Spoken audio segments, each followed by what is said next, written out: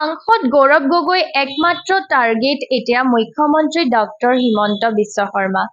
উপনিৰ্বাচনৰ বাবে শোণিতপুৰৰ বিহালীত উপস্থিত হোৱা গৌৰৱ গগৈয়ে বিহালীৰ পৰা তেজপুৰলৈকে যিকেইখন সভাত অংশগ্ৰহণ কৰিলে টাৰ্গেট হ'ল মুখ্যমন্ত্ৰী ডক্টৰ হিমন্ত বিশ্ব শৰ্মা। যেতিয়ালৈকে বিজেপিত ডক্টৰ হিমন্ত বিশ্ব শৰ্মা থাকে কংগ্ৰেছৰ উপকাৰ হ'ব। লোকসভা নিৰ্বাচন ছেমিফাইনেল আছিল, বিধানসভা ফাইনেল। গৃহ বিভাগ ব্যৰ্থ, কাটিহাৰ আৰু শিলিগুৰি ৰেলৱে নৰ্থ ইষ্ট ফ্ৰণ্টিয়াৰৰ পৰা বাদ দি থলুৱা যুৱকক নিযুক্তি দিব লাগে। মুখ্যমন্ত্ৰীৰ মুখত কেৱল জেহাদ জেহাদ জেহাদ আৰু জেহাদ। বিজেপিয়ে য'তেই স্মাৰ্ট লগায় তাতেই গণ্ডগোল হয়। যোৱা লোকসভা নিৰ্বাচন অসমৰ ভিতৰত এটা ডাঙৰ ৰাজনৈতিক পৰিৱৰ্তন আনিছে, আমি সকলোৱে বুজি পাইছোঁ। আৰু সেইকাৰণে বহুত মানুহে এতিয়া কংগ্ৰেছ দলটোক যোগদান কৰিবলৈ বিচাৰিছে। আৰু সেইকাৰণে মই কৈছোঁ যে আমি যোৱা নিৰ্বাচনৰ পিছত বহি যাব নালাগে, আমি ছেমিফাইনেল হিচাপে এতিয়াও কাম কৰিব লাগে। আৰু যদি অসমৰ ৰাইজৰ আশীৰ্বাদ থাকে তো যিদৰে আমি ছেমিফাইনেল খেলটো জিকিলোঁ, আমি অহা ফাইনেল খেলো জিকিবলৈ গৈ আছোঁ। আৰু বিশেষকৈ আজি শোণিতপুৰ জিলাৰ ভিতৰত আমি আহিছোঁ। আমাৰ উদ্দেশ্য থাকিব যে শোণিতপুৰ জিলা 5টা বিধানসভা সমষ্টিত আমাক জয়লাভ কৰিব লাগিব। ইয়াৰ স্ক'ৰটো শোণিতপুৰ জিলাৰ স্ক'ৰটো 5-0 হ'ব লাগিব।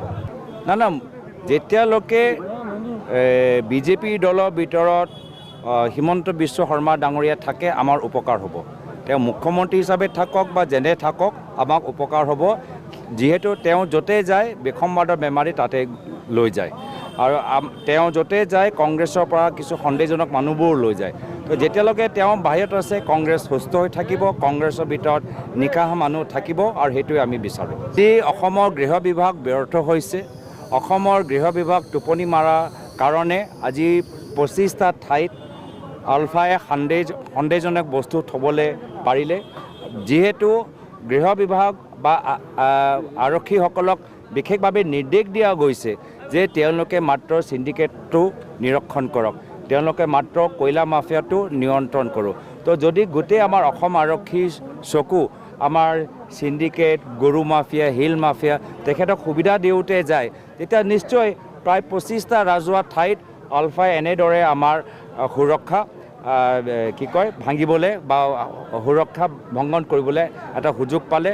মই ভাবোঁ ইয়াত যি হ'ল যোৱা 15 আগষ্টত তাৰ বাবে মুখ্যমন্ত্ৰীৰ লগতে আমাৰ আৰক্ষী আটাইতকৈ জ্যেষ্ঠ বিষয়াসকলে নিজৰ নৈতিক দায়িত্ব স্বীকাৰ কৰিব লাগে।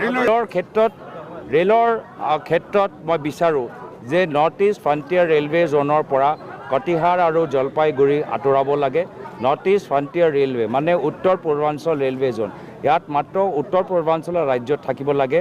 আৰু যিহেতু আমাৰ বিশেষ এটা আমাৰ অৰ্থনৈতিক পৰিৱেশ আছে, যাৰ কাৰণতে আমি আগতে কংগ্ৰেছৰ দিনত স্পেচিয়েল কেটেগৰী ষ্টেটাছ পাইছিলোঁ। ফাণ্ডিঙৰ ক্ষেত্ৰত 90-10 ফাণ্ডিং ফৰ্মেল আছিলে। এতিয়াও অসমৰ আৰু উত্তৰ পূৰ্বাঞ্চলৰ বিশেষ অৰ্থনৈতিক পৰিস্থিতি চাই নৰ্থ ইষ্ট ফ্ৰণ্টিয়াৰ ৰেলৱে জ'নৰ ভিতৰত এটা বিশেষ ক্ৰাইটেৰিয়া ওলাব লাগে, য'ত নৰ্থ ইষ্ট ফ্ৰণ্টিয়াৰ ৰেলৱে জ'নৰ ভিতৰত যিমানবোৰ চাকৰি ওলায় তাত মাত্ৰ থলুৱা যুৱক যুৱতীসকলে যে চাকৰি পায়, বিশেষকৈ 3rd গ্ৰেড 4th গ্ৰেড ক্ষেত্ৰত তাত এনেকুৱা ক্ৰাইটেৰিয়া ওলাব লাগে।